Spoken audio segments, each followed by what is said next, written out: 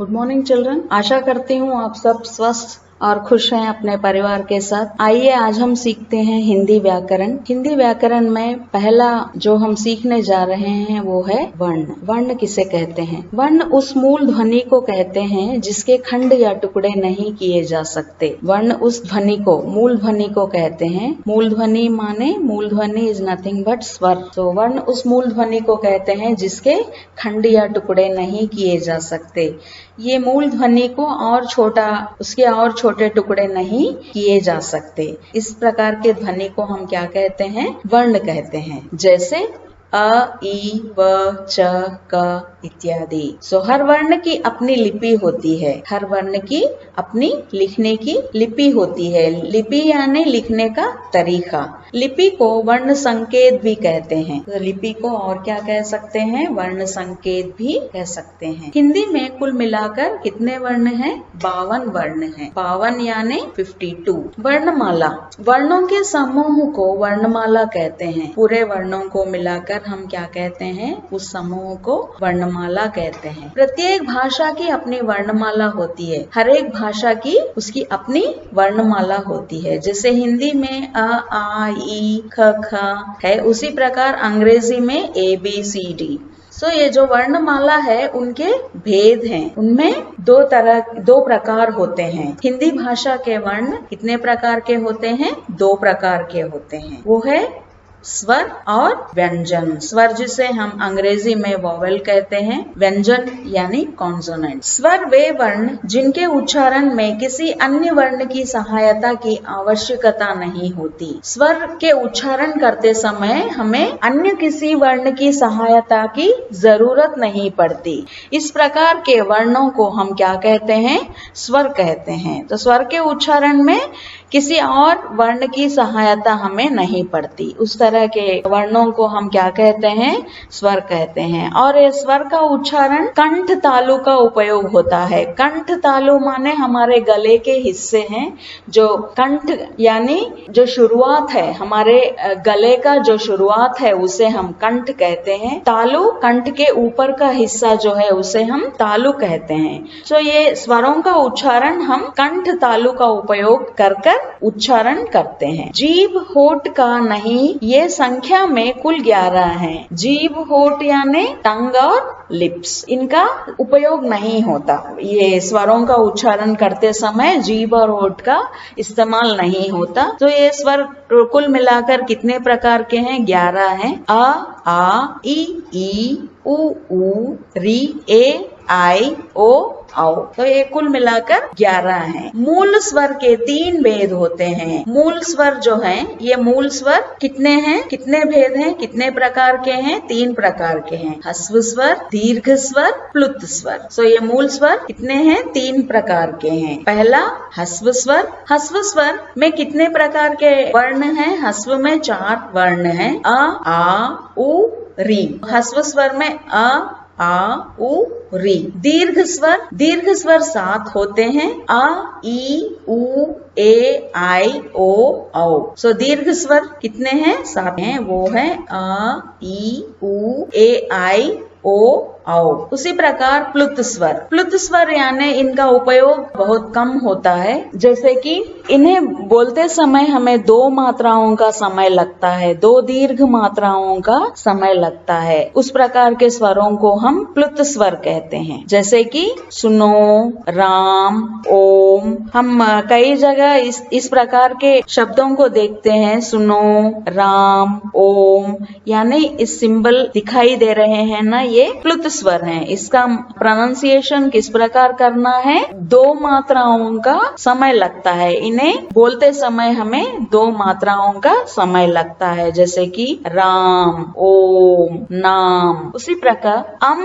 आहा, ये जो है आयोग वह कहलाते हैं। वर्णमाला में इनका स्थान स्वरों के बाद और व्यंजनों से पहले होता है। अम और आहा है, इन्हें क्या कहते हैं? आयोग वह कहते हैं। और इनका उपयोग कब होता है? इनका स्थान स्वरों के बाद और व्यंजनों से पहले। स्वर यानी वर्णमाला में इनका स्थान स्वरों के बाद और व्यंजनों से पहले होता है। स्वरों से पहले यानी आ से औ तक, और व्यंजनों के पहले यानी क से पहले। सो यहाँ पर हम इनका उपयोग करते हैं अम आहा का। सो वर्णमाला में आयोगवाह का स्थान कहाँ पर है? आ स्वरों के बाद व्यंजनों से पहले होता है। अम को अनुस्वार और इन्हें हम किस प्रकार बोलते हैं? अम यानी इसे हम अनुस्वार कहते हैं तथा आहा को हम क्या कहते हैं? विसर्ग कहते हैं। सो अम को हम अनुस्वार और आहा को विसर्ग कहते हैं। अनुनासिक जिसे हम चंद्रबिंदु भी कहते हैं, ऐसे स्वरों का उच्चारण नाक और मुंह से होता है और उच्चारण में लघुता रहती है। लघुता माने बहुत कम समय में इसका उच्चारण करना, इसे हम लघुता कहते हैं। जैसे कि गांव, दांत, आंगन, सांचा इत्यादि। अनुनासिक ऐसे स्वरों का उच्चारण मुंह और नाक से होता है। जो ये अनुनासिक स्वर हैं, इनका उच्चारण हम मुंह और नाक से करते हैं और इन्हें बोलते समय बहुत कम समय की जरूरत होती है, जैसे गांव, दांत, आंगन, सांचा इत्यादि। उसी प्रकार अनुस्वार यह स्वर के बाद आने वाला व्यंजन है जिसकी ध्वनि नाक से निकलती है। जब हम स्वर बोलते हैं तो उसकी ध्वनि कब आती है, कब सुनाई पड़ती है? स्वर के बाद अनुस्वार लिखते हैं। इसी प्रकार इसकी ध्वनि नाक से निकलती है। अनुस्वार की ध्वनि नाक से निकलती है, जैसे कि अंगूर, अंगद, कंकन। आप देख रहे होंगे कि ये स्वर के बाद, ये आ जो है स्वर है, स्वर के बाद हम इसका उपयोग कर रहे हैं और इसकी ध्वनि, ये बोलते समय ध्वनि जो है नाक से निकलती है। आप कोशिश करके देखिए, अंगूर, अंगद, कंकन। उसी प्रकार विसर्ग अनुस्वार की तरह स्वर के बाद आता है। जो विसर्ग जो है अनुस्वार की तरह विसर्ग भी स्वर के बाद आता है। तो हम ये विसर्ग का उपयोग कब करते हैं? स्वर के बाद करते हैं। यह व्यंजन है और इसका उच्चारण, ये अनुस्वार जो है वो क्या है? व्यंजन है। अनुस्वार व्यंजन है, इसका उच्चारण हम हा की तरह करते हैं। विसर्ग का उच्चारण हम हा की तरह करते हैं। संस्कृत में इसका काफी व्यवहार है। विसर्ग का उपयोग संस्कृत भाषा में बहुत किया जाता है। इसका उपयोग संस्कृत भाषा में बहुत किया जाता है, जैसे कि तत्सम शब्दों के आयोग में इसका उपयोग होता है। तत्सम शब्द आगे हम पढ़ेंगे कि तत्सम शब्द किसे कहते हैं। जैसे कि मनः, ना के बाद में हम इसे उपयोग कर रहे हैं विसर्ग को। कामना, मनोकामना, पय, पान, अतः, स्वतः, दुख इत्यादि। तो ये विसर्ग का उपयोग हम स्वर के बाद ही करते हैं। व्यंजन माने कॉन्सोनेंट। जिन वर्णों के बोलने के लिए स्वर की सहायता लेनी पड़ती है उन्हें व्यंजन कहते हैं। व्यंजन वर्णों को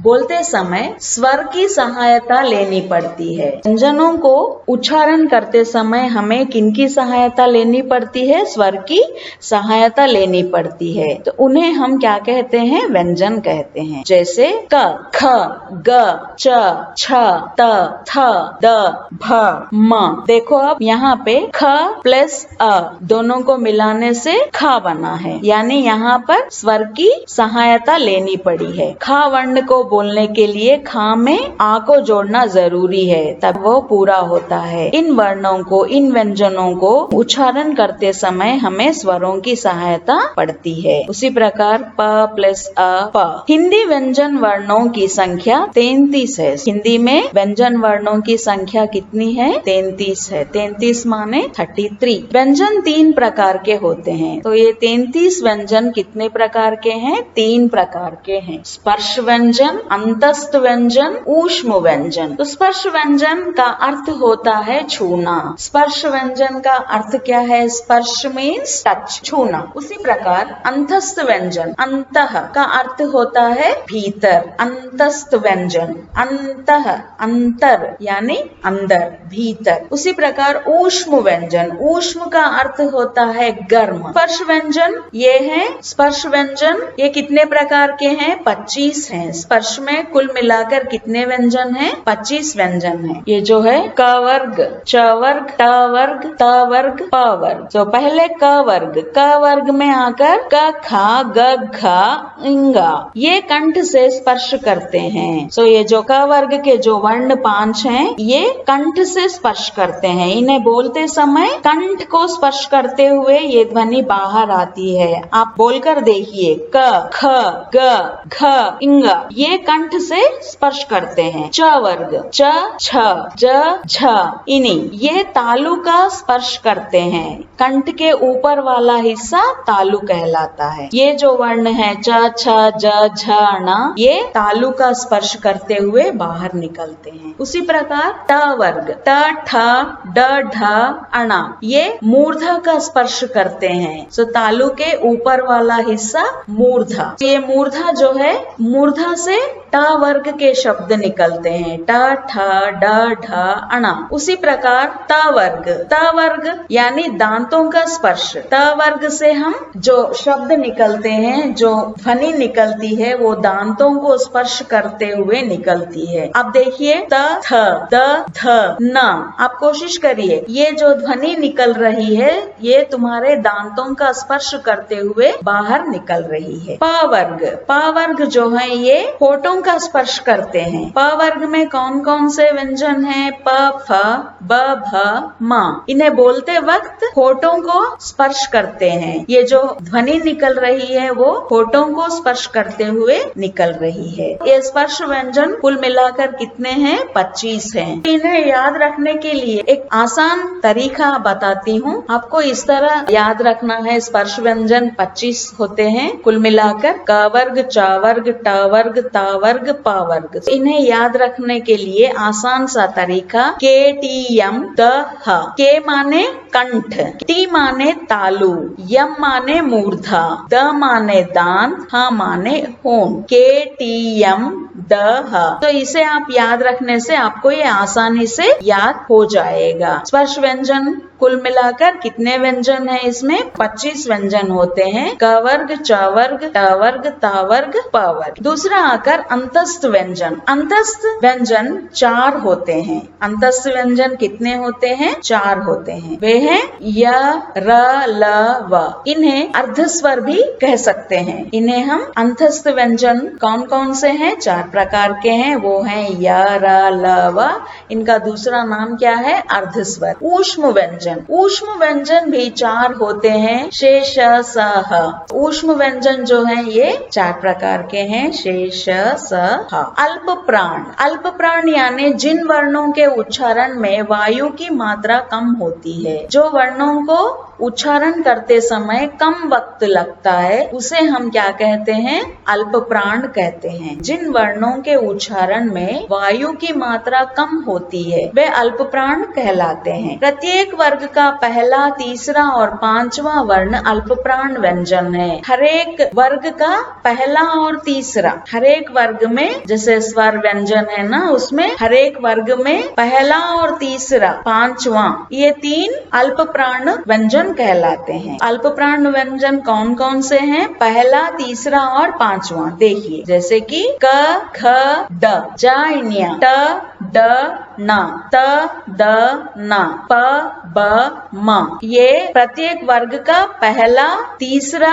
और 5वां। हर एक वर्ग के अब यहाँ पर देखिए क ख ग घ। तो ये पहला, ये तीसरा और ये 5वां वर्ण जो अल्प प्राण व्यंजन कहलाता है। अंतस्थ व्यंजन। अंतस्थ भी अल्प प्राणी है। इसे भी उच्चारण करते समय कम वायु की जरूरत होती है। य र ल व। देखिए इसे बोलते वक्त हमें बहुत कम समय लगता है। य र ल व। इसीलिए इसे हम अंतस्थ यानी अल्प प्राण व्यंजन भी कहते हैं। महाप्राण। महाप्राण यानी जिन वर्णों के उच्चारण में वायु की मात्रा अधिक होती है वे महाप्राण कहलाते हैं। महाप्राण यानी इन वर्णों को उच्चारण करते समय वायु की मात्रा अधिक होती है यानी अधिक समय लगता है। प्रत्येक वर्ग का का दूसरा और चौथा वर्ण। इसमें देखिए प्रत्येक वर्ग का दूसरा और चौथा वर्ण तथा समस्त ऊष्म वर्ण महाप्राण हैं। तो जैसे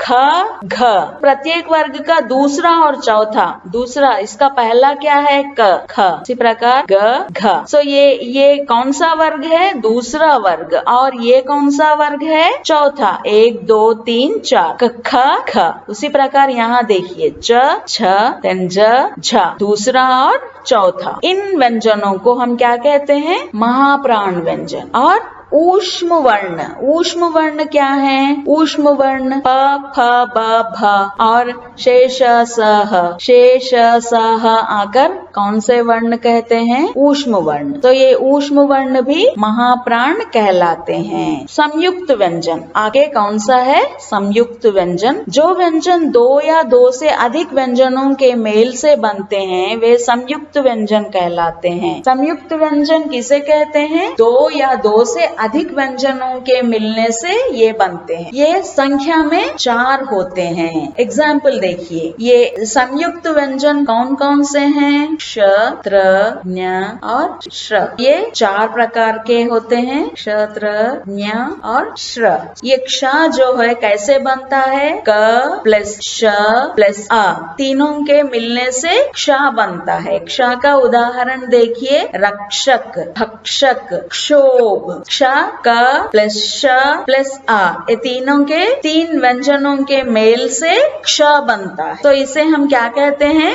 संयुक्त व्यंजन कहते हैं। उसी प्रकार त्र देखिए, त प्लस र प्लस अ, 3 व्यंजनों के मेल से ये त्र संयुक्त व्यंजन बनता है। उदाहरण पत्रिका, त्राण, सर्वत्र, ञ, ञ ज प्लस इनी प्लस आ, ये तीनों के मेल से 3 व्यंजनों के मेल से ञ संयुक्त व्यंजन बनता है। उदाहरण के लिए सर्वज्ञ, ज्ञाता, विज्ञान। श्र, श्र श प्लस र प्लस आ, 3 व्यंजनों के मेल से श्र संयुक्त व्यंजन बनता है। उदाहरण श्रीमती, श्रम, श्रवण। तो श्र संयुक्त व्यंजन किस प्रकार बनता है? श प्लस र प्लस आ, तीनों के मेल से ये संयुक्त व्यंजन बनता है। उदाहरण श्रीमती, श्रम, श्रवण। घोष व्यंजन, घोष व्यंजन माने प्रत्येक वर्ग का तीसरा, चौथा और 5वां वर्ण, सारे स्वर वर्ण य, र, ल, व और ह, इन्हें हम क्या कहते हैं? घोष व्यंजन। प्रत्येक वर्ग का तीसरा, चौथा और 5वां वर्ण, सारे स्वर वर्ण य, र, ल, व और ह, इन सबको हम क्या कहते हैं? घोष व्यंजन। अघोष व्यंजन, अघोष व्यंजन प्रत्येक वर्ग का पहला और दूसरा वर्ण अघोष व्यंजन होता है। जैसे क, ख, च, छ, ट, ठ, त, थ, प, फ, श, श, स, प्रत्येक वर्ग का पहला और दूसरा अघोष व्यंजन क, ख, च, छ, ट, ठ, त, थ, प, फ, श, श, स। ये जो वर्ण है वो वर्ग के पहले और दूसरे वर्ण हैं, इनसे अघोष व्यंजन होता है। तो आज के लिए यही मैं समाप्त करती हूँ। धन्यवाद।